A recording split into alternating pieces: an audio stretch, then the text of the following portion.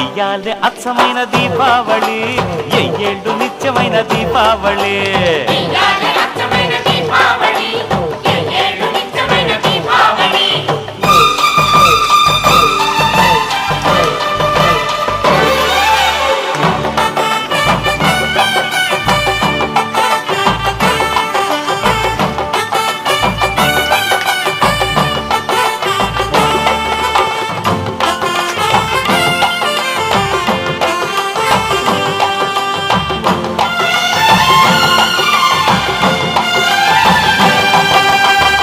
మాయా మర్మం లేనివాడు మా మామగారు, మట్టిలోని మాణిక్యం మాడవారు.